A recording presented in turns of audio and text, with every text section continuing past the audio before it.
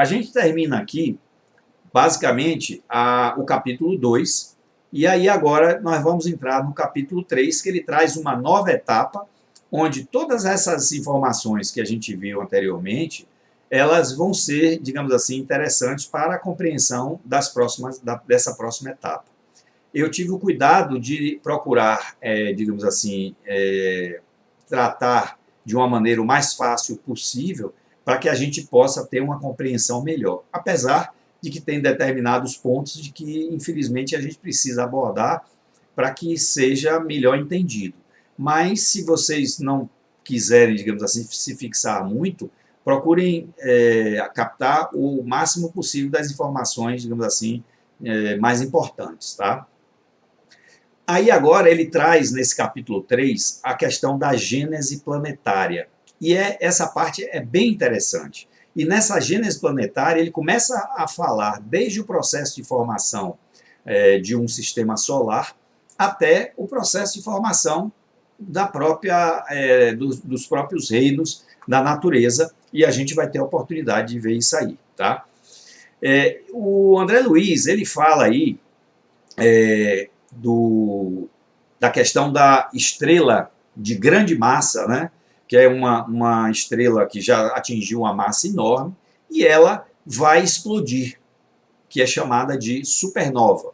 A supernova é uma estrela quando ela explode, e quando ela explode, ela espalha aquela massa que ela tinha por todo o universo.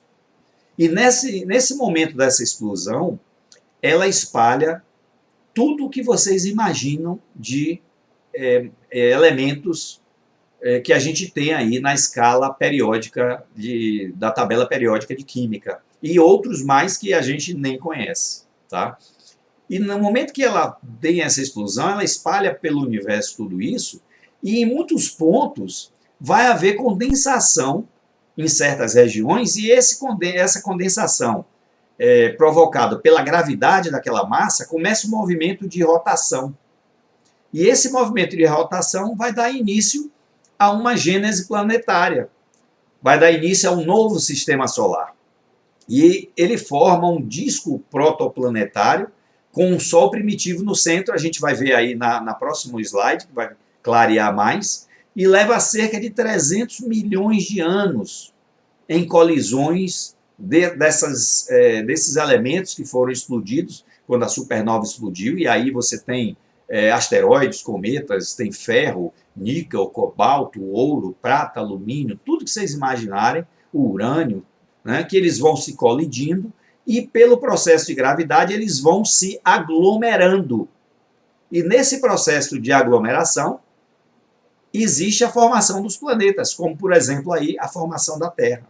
Tá? E quando um planeta começa a ter uma massa muito grande, ele começa a ter uma gravidade que vai ser capaz de suportar, de manter uma atmosfera. Por exemplo, a Lua.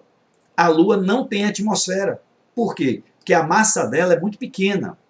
E como a massa dela é muito pequena, ela não tem capacidade de manter os gases atrelados à sua massa do seu próprio, digamos assim, asteroide, né? Do seu próprio astro, que a Lua é um tipo de astro, né? Um satélite. Ela não consegue manter ali o gás, aqueles elementos mais leves, atrelados à sua massa. Mas quando ele tem uma massa maior, como por exemplo a massa da Terra, aí ele já começa a ser capaz de manter. E esses gases, por exemplo, vapor de água, hidrogênio, oxigênio que vai se formando, ele se mantém preso à atmosfera, e aí você começa a ter uma criação de um ambiente que é propício para o desenvolvimento de uma nova espécie, né? Aqui a gente vê, pessoal, nesse ponto aqui da esquerda superior, onde eu estou passando meu mouse, a gente vê aqui uma supernova, que era uma estrela de grande massa,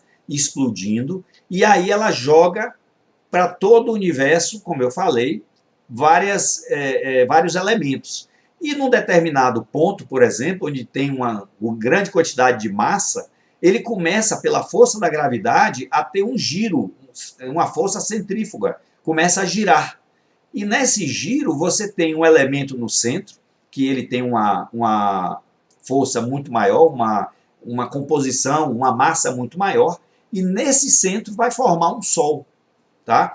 E aí, com o passar dos milhões e milhões de anos, eles vão formando esse aspecto aqui. Ó. Você vê, num terceiro momento aqui já, um Sol no centro, e aqui, esse círculo aqui, de que isso aqui é o quê? São pedras, né, cometas, asteroides, muita coisa junto aí, girando em torno do Sol, desse Sol que está se iniciando, né, dessa estrela. Depois de um tempo, aí você já começa a ter um afastamento, porque eles começam a se aglomerar em determinados pontos, até que nesse último ponto aqui a gente já vê o Sol no centro e alguns planetas já mais distantes. E aqui a gente está vendo representado como se fosse o nosso sistema solar, né? E aí a gente vê aqui planetas como o que a gente tem no nosso sistema solar e a estrela central aqui. E esses planetas que estão mais próximos do Sol, eles têm um elemento mais de massa mais sólida.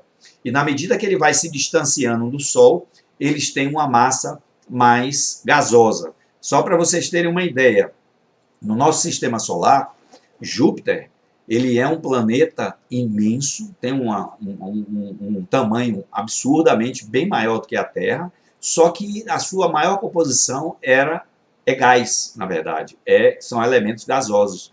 Inclusive, se diz que Júpiter era uma estrela, ou ele ia ser uma estrela, pequena, mas ia ser uma estrela, que não teve massa suficiente para acender, para dar aquela iluminada, né? Porque quando a estrela acende, é porque ela chega a um ponto de reação, de fusão nuclear, que ela tem uma gravidade tão forte que ela funde o hidrogênio, gerando hélio, e na sua sequência outros elementos vão fundindo, né, os átomos, formando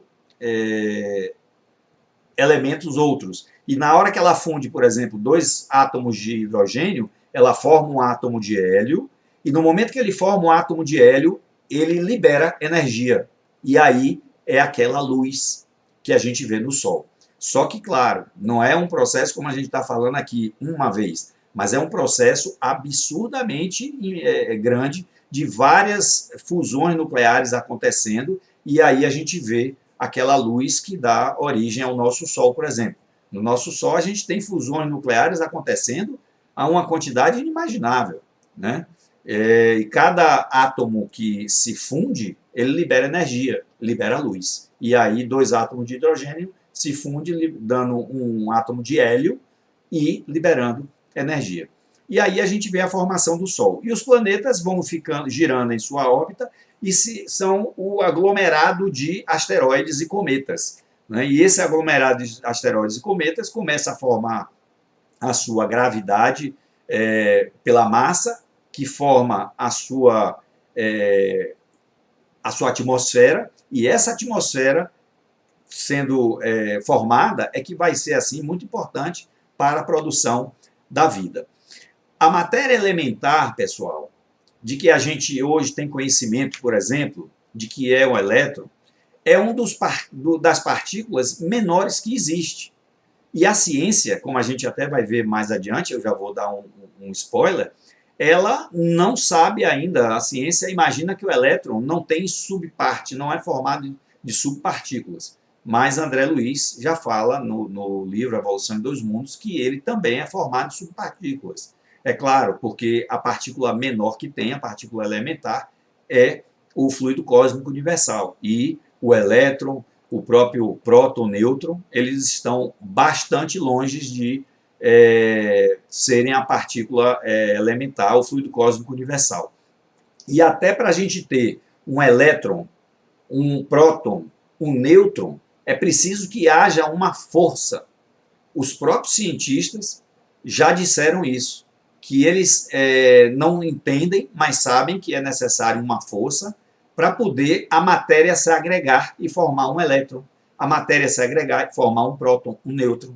Porque se não tivesse essa força, eles ficariam totalmente dispersos no universo, ou seja, retornariam ao fluido cósmico universal.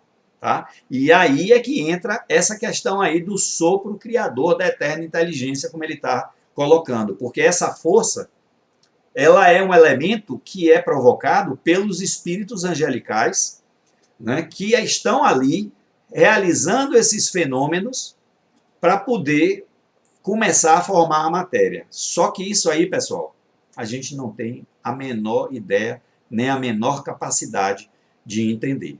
Ok?